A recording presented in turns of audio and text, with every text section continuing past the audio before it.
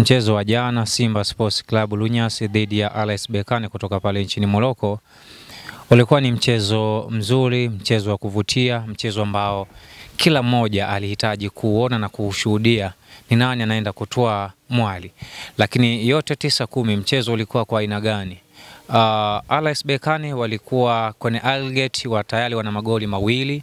Simba Sports Club hawakuwa na goli la aina yoyote ile.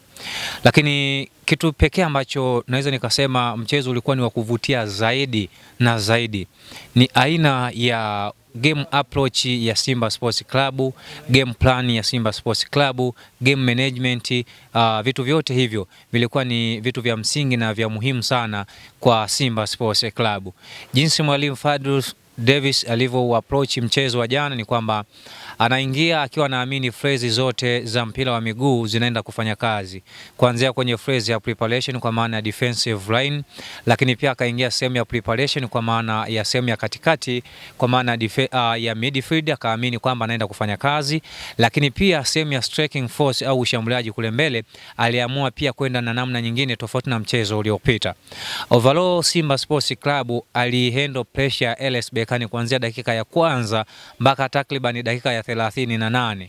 Dakika 38 pale kidogo katokea mazonge kabla ya kwenda kipindi cha kwanza kutamatika, lakini unaweza kaamini kwamba mwalimu aliamini kama naanza na ile formation ambayo ugenini na kuwa na 4-3-3, nyumbani naenda kucheza na formation ya 4-2-3-1. Akajihakikishia mazingira salama ya kumweka Yusuf Kagoma pamoja na Fabrice Ruamba Ngoma sehemu ya katikati, akiamini kwamba hiyo ndio sehemu ambayo inaenda kumlipa.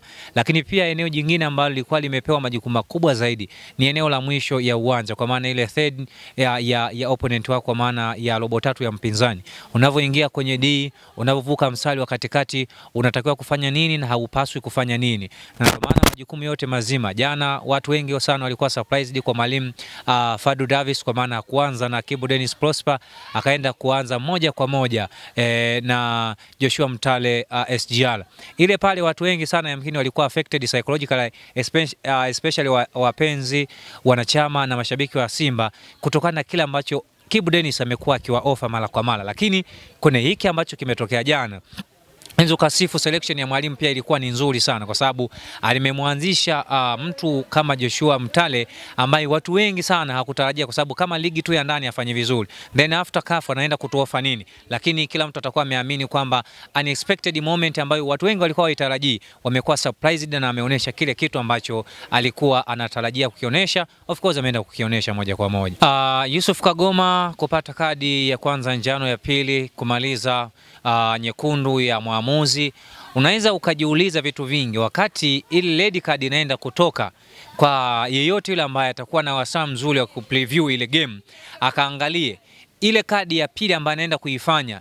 Haikuwa late tackle, ilikuwa ni clear tackle, lakini aliugusa mpira. Lakini maamuzi bado ni mwanadamu, kwa sababu maamuzi ya ndani ya uwanja afanyiki na VAR. That's why tulikiona kitu kama kile. Lakini kitu kingine cha pili ambacho naweza nikakizungumzia sasa general mpaka kadi nyekundu inatokea, majukumu ya Yusufu Kagoma yalikuwa ni majukumu makubwa zaidi. Kumbuka naenda kubato na mchezaji ambaye ana profile kubwa, Yasmin. Lakini pia ukiachana na Yasmin, kuna mtu kama Mamadou Kamara. Unakuta sasa mwisho wa siku anakuwa hana namna nyingine, lakini amefanya kazi kubwa na ya kutukuka. Kilichokuwa kinatakiwa, mmoja anavyo drop down, mmoja anaenda juu. Kwa maana kama Kagoma anamtuma Ngoma, basi Ngoma aende kufanya high pressing, na kama Kagoma anatumwa, basi anatumwa kwenda kufanya high pressing, then yanakuja kumkabia sehemu ya katikati. Lakini hatukuweza kuona kitu kama hicho. Majukumu mengi zaidi yakawa yanafanya na kiungo Yusuf Ali Kagoma, kwa sababu na ndio maana hata kwenye timu baada ya yeye kuondoka, kuna namna fulani timu iliathirika kisaikolojia. Kuna muda pia walitoka kwenye mfumo wa mwalimu, kwa sababu Kagoma alikuwa amekabidhiwa majukumu ya kwamba hakikisha unasimama sako kwa bako, yani kibao na mkono, mguu na unyayo, kama ilivyo ada kusimama na Kamal yes, Mamadou Kamal akawa amefanya hivyo. Lakini baada ya yeye kutoka, wachezaji wenzao ndio maana uliona wamehamaki. Kwa nini walihamaki? Kama Elie Panzu, Che Malone walienda kujua kabisa engine ya timu imeenda kuathirika, na kama engine ya timu imeathirika, hatuwezi kuoperate tena kwenye mfumo wa mwalimu. Daily tunaenda kubadilika sasa aina ya role ya uchezaji, mfumo, combination, chemistry tunaenda kubadilika. Tukaona kitu kingine kipya kabisa. Alex Bekane wakarejea kwenye mfumo, wakawa wanaweza kutumia mpira kupitia light wings, lakini pia left wings. Typically wakawa na wachezaji ambao pia wana mikimbio mizuri. That's why tumeangalia baada ya wale kuwa wamemudu sasa Kagoma katikati, wakawa na uwezo wa kusupply mipira, inaenda pembeni, inaenda katikati, inaenda kulia, inaenda kushoto. Tukaona timu imeweza kuathirika kwa kiwango. Kwa hiyo Kagoma aliacha gepu, na ndio maana baada ya kutoka Alex Bekane walicheza mpira tofauti na mwanzo ambapo yeye alikuwepo. Dakika 90 za mpambano wa hapa unamalizika. Kule tena 90 hawakuwa na shoot on target. Hii shoot on target ndo hiyo ndo goli, na hiyo ndo moja. Kwa hiyo tafsiri ni kwamba aina ya uchezaji wa Simba Sports Club yamkini kwenye majukumu ambayo wanayacheza, kwa sababu tunaweza tukazungumza vitu viwili. Kitu cha kwanza ni inside 10 ambayo siku ya jana alikuwa anacheza Jean Charles Ahoua. Playmaker wa Simba Sports Club hakuonekana kwenye majukumu mengi sana, alionekana kwenye majukumu finyu, na ndio maana timu haikuwa na uwezo mkubwa zaidi wa kumchezesha Steve Dese Mukwala. Akawa anaenda yeye kama yeye. Yani achana na timu kwamba tunacheza kwenye combination, tunacheza kwenye chemistry, tunaangalia mpira kabisa unavyotembea, tunaangalia kabisa deco lines zinavyokuepo, lakini tuliona tu kuja chini, ana drop, anakuja kuchukua mpira, anaenda nayo juu, na mwisho wa siku hakuna mpira ambao ulichezeka kwenye mfumo ambao labda tuseme yani hapa Simba apite hapa, Mohamed Hussein apige hapa, Fabrice Luamba Ngoma apige pale, Kibu Dennis apige huku katikati, huku akimbia nao labda ni Mtale pale aende Mkwala. Hatukuona mpira wa aina, kwa sababu timu ilikuwa haina muunganiko kuanzia ugenini. Amefika nyumbani akawa anacheza na pressure kubwa, akiamini kwamba anaingia kama underdog kutafuta matokeo ili makusudi equalize scoreboard, then baada ya hapo atafute goli la kwenda au waende kwenye mikwaju ya penalti moja kwa moja. Uwanja umechangia kiwango asilimia kadhaa. Siwezi kusema ni asilimia kubwa, asilimia kadhaa, kwa sababu Stadium Benjamin William Mkapa, Dar es Salaam, viunga vya Simba Sports Club Lunya sikupata matokeo. Isivyo bahati akapelekwa Amani Stadium kule visiwani Zanzibar. Total horrible atmosphere ya Zanzibar ni tofauti na total horrible atmosphere unayokuta kwenye hekalu la moto la Lupaso pale jijini Dar es Salaam.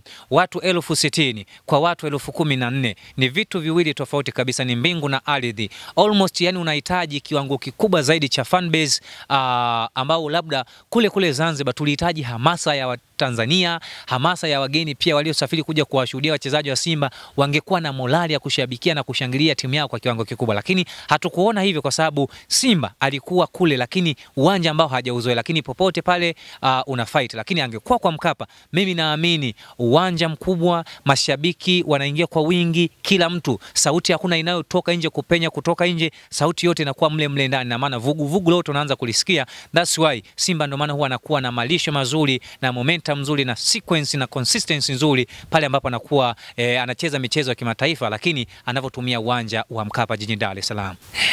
Young Africa alifika finali na USM Alger. Kule alichezea Algeria, lakini this time around Simba Sports Club wamefika kwenye kombe hilo la shirikisho barani Afrika. Amecheza na Alex Bekane kutoka Morocco. Young Africa uwanja wa nyumbani akufanya vizuri, uwanja wa ugenini akaenda kafanya vizuri. Simba Sports Club hajafanya vizuri uwanja wa ugenini, pia uwanja wa nyumbani hajafanya vizuri. Kwa hiyo nahitaji naweza nikasema nahitaji bodi ya ligi, TFF, wawekezaji wa vilabu, lakini pia wanachama, mashabiki na wapenzi wa hivi vilabu ifike mahala waone kabisa timu za kuwapa furaha basi ziwe ni timu ambazo zinakuwa na priority kubwa kwao. Kwa sababu gani nazungumza hivyo? Simba ameshatolewa hapa, amekuwa mshindi wa pili. Young Africa alitolewa akawa mshindi wa pili. Vivyo hivyo wote wamevaa medani za CAF, lakini hiyo haina maana. Hapa walipoishia ndo utuo wao. Wana uwezo wa kuendelea zaidi ya hapa walipoishia, na naamini kama mtu umeweza kufika finali, ina maana kama umekuwa mshindi wa pili, una uwezo wa kuongeza juhudi, unaweza kusajili wachezaji wachezaji ghali, wachezaji wenye profile kubwa, wachezaji ambao consistency huko walikotoka mpaka wanakuja kwenye malisho ya Simba watakuwa vizuri. Alafu baada ya hapo nenda kwenye mashindano kafanye vyema. Naamini matokeo yanapatikana. RS Berkane wameshinda kwa sababu wana high profile, lakini pia wana wachezaji wakubwa zaidi na wanaokuwa na wanafuatiliwa. Kwa hiyo wanajibrandi ili waweze kufikia stage fulani.